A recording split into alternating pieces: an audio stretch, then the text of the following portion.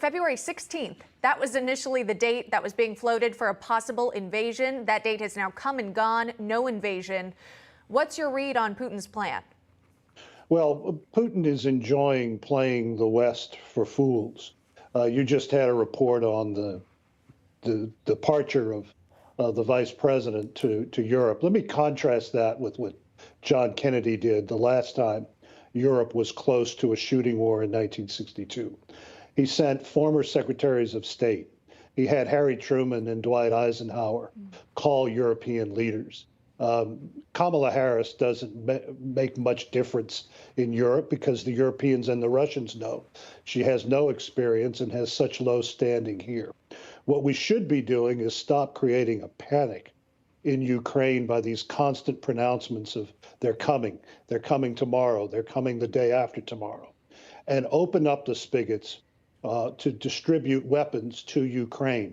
The Biden administration, unlike the Trump administration, has delivered pitifully few armaments that would change the calculus in Putin's mind.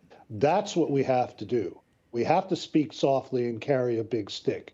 Right now, the administration is just causing a great deal of consternation amongst our friends in Ukraine by the constant cry of the sky is falling.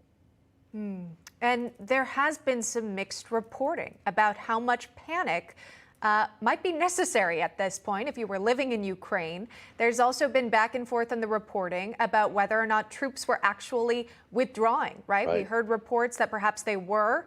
The Russian Defense Ministry showing this video, releasing this video, appearing to show troops leaving the Ukraine border. But then Ned Price from the State Department throwing cold water on that idea. Take a listen to what he had to say about Russia troops being pulled back. Listen.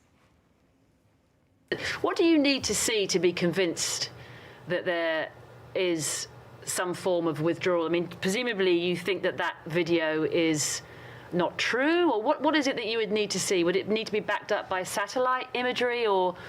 It would need to be verified. And in what sense, though, I guess? There are any number of ways that we have to verify them, and I'm not able to speak to all of them from the podium. But look, this is not an assessment that is hours and hours alone. You heard from the NATO Secretary General this morning, Jens Stoltenberg, that we have not seen de-escalation, and in fact, we've seen more troops head to the border.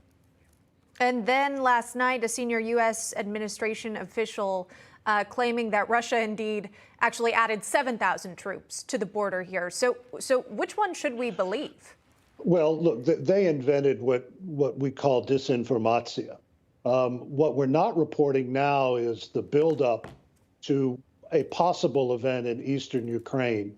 The Russians are now claiming that the Ukrainians have committed genocide against Russians in the eastern part of Ukraine.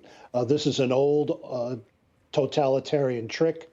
It's been used by Hitler. It was used by Stalin many times to claim that something is happening to your people, and that's an excuse to move.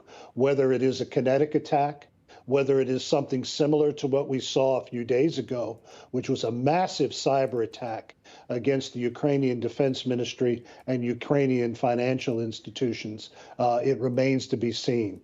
But what we need to do is stop talking, send the Ukrainians what they need to deter Russians, and also go back to the Trump days when we demanded that our European friends stop talking and start producing the 2% of their GDP that the NATO treaty requires that each of them spend on defense.